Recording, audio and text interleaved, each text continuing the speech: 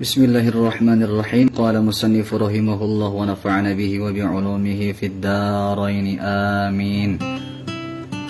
Oke, nasihat kedua dari Imam Al-Ghazali rahimahullah ta'ala. Bagaimana sepatutnya kita menerima nasihat? Wahai anakku yang tercinta, memberi nasihat itu sebenarnya mudah saja. Yang berat ialah menerima isi nasihat tersebut, karena setiap nasihat itu dirasakan tersangat pahit bagi siapa yang selalu mengikuti kehendak nafsunya. Nafsu sangat mencintai perkara-perkara yang dilarang.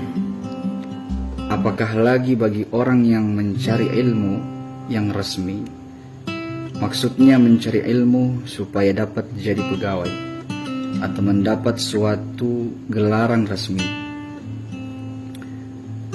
dan senantiasa sibuk untuk menonjolkan kehebatan dirinya dan menghimpunkan kesenangan dunia. Karena orang yang seperti ini selalu menganggap bahwa hanya dengan sekedar memperolehi ilmu itu sudah cukup menjadi sebab keselamatannya dan sebab kebahagiaannya, dan ia tidak perlu beramal dengan ilmu yang dipelajarinya itu. Jadi ada orang yang berpendapat dengan ilmu sudah selamat tanpa mengamalkannya. Orang seperti ini sebenarnya telah terpengaruh dengan i'tikad dan aliran pemikiran ahli falsafah. Subhanallah, alangkah kelirunya pemikiran yang seperti ini. Bukankah ia telah mengetahui bahwasanya seseorang itu apabila telah dapat menghasilkan ilmu, kemudian ia tidak beramal dengan ilmu yang telah diketahuinya itu, nanti pada hari kiamat ia akan disoal dengan soalan yang lebih berat lagi daripada orang yang tidak mengetahui apa-apa. Artinya orang yang hidupnya jauh, orang yang hidup di hutan sana, turun-temurun sudah hidup di hutan. Tidak ada ulama, tidak ada ustadz di situ. Hidupnya hanya sekedar apa adanya ilmu. Banyak ilmu yang dia tidak ketahui. Maka orang seperti ini lebih ringan di akhirat daripada orang yang hidup berilmu tapi tidak mengamalkan ilmunya. Jadi dalam beberapa penjelasan dijelaskan bahwa orang yang jahil itu kadang-kadang lebih untung daripada orang yang berilmu. Maksudnya orang jahil yang lebih untung ini adalah orang yang jahil. Pertama, dia jahil karena memang hidupnya sudah turun-temurun di hutan belantara sana, jauh daripada kota, jauh dari ulama, jauh daripada orang berilmu. Jadi banyak tidak mengetahui tentang hukum-hukum agama. Ini kejahilan yang diuzurkan dalam agama. Yang kedua, orang jahil yang diuzurkan itu orang jahil yang baru masuk Islam. Baru sehari masuk Islam, banyak yang tidak dia ketahui hukum-hukum Islam. Baru seminggu masuk Islam, baru sebulan masuk Islam, hukum-hukum Islam belum banyak diketahui. Yang diketahui hanya sholat paling. Maka mati orang ini ditanya oleh Allah Subhanahu wa ta'ala, kenapa kamu berbuat begini? Oh, saya tidak tahu.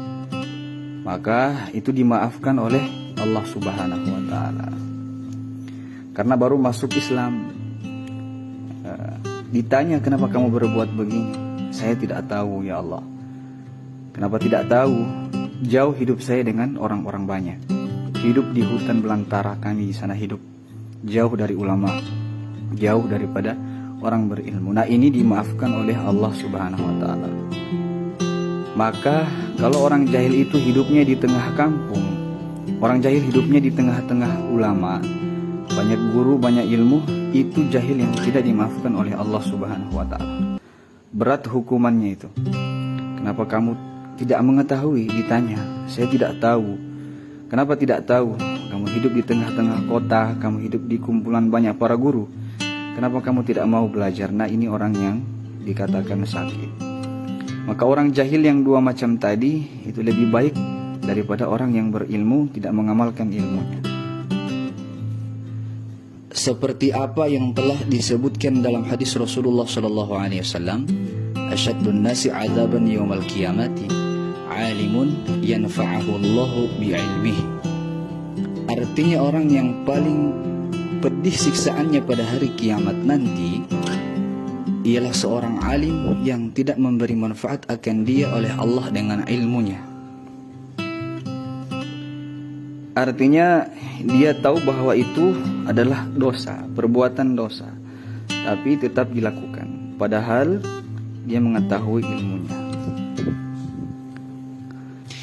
Dan diriwayatkan daripada Imam Al-Junaid Al-Baghdadi qaddasallahu sirrah bahwa ada seorang yang telah bermimpi bertemu dengan beliau di waktu tidur selepas kematian beliau. Lalu orang ini telah bertanya kepada Imam Al-Junaid Al-Baghdadi dengan katanya, "Apa kabar kamu wahai Abul Qasim Al-Junaid Al-Baghdadi?" Lalu Imam Al-Junaid Al-Baghdadi menjawab, "Sebenarnya telah hilang segala ilmu yang zahir dan juga telah hilang ilmu yang batin, dan sudah tidak ada lagi yang bermanfaat kecuali hanya beberapa rakaat yang sempat kami lakukan di tengah malam." Artinya ini bukti bahwa ilmu itu belum bermanfaat kalau belum diamalkan. Ilmu itu belum menolong kita kalau ilmu belum diamalkan. Seberapapun luasnya ilmu kita, seberapapun pintarnya, tapi belum diamalkan, nanti di akhirat tidak akan menolong kita. Jadi ilmu yang kita amalkan itulah yang akan menolong kita di akhirat. Jadi kata Imam Al-Junaid, dikatakan tadi hanya beberapa rakaat yang sempat kami lakukan di tengah malam. Itu artinya amaliyah. Hanya amaliyah itulah yang bermanfaat. Wallahu subhanahu wa ta'ala a'lam.